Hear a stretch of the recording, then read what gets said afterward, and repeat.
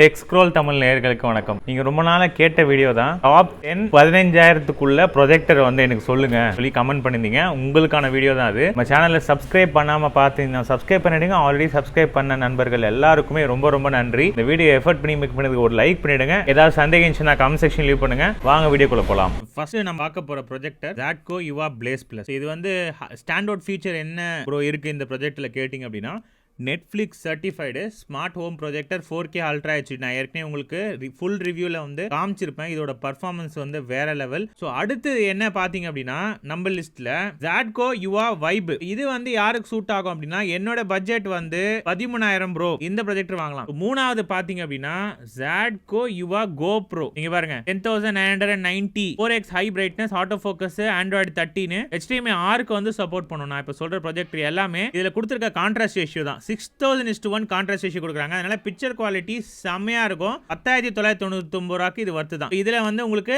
Built-in Android native resolution dual band wifi support Bluetooth 5.0 speaker வந்து 5 watt speaker வந்து கொடுத்துருக்காங்க. அதுக்கு அடுத்தது பாத்தீங்க அப்படின்னா UA Go Max. இதோட விலை வந்து 10,990. சரிங்களா? இதுல லைவ் டிவி இன்டகிரேஷன் இருக்கு. அதிகம் வந்து லைவ் டிவி பாக்குறவங்க Go Max வந்து நீங்க போகலாம். HDMI 6க்கு இதுவும் சப்போர்ட் பண்ணும்.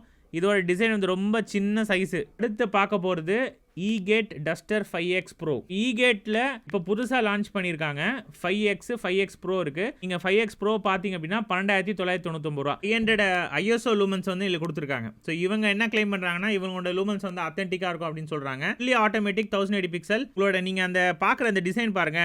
இது கொஞ்சம் பெரிய சைஸா இருக்கு. இது நல்ல சாலிடான ஒரு டிசைன். 100% டஸ்ட் ப்ரூஃப் சொல்றாங்க. ARC and CEC இதுலயும் சப்போர்ட் பண்ணும். RGBT A வாய்ஸ் அசிஸ்டன்ட் இருக்கு. 5 GB 8 GB உங்களுக்கு ஸ்டோரேஜ் கொடுக்குறாங்க.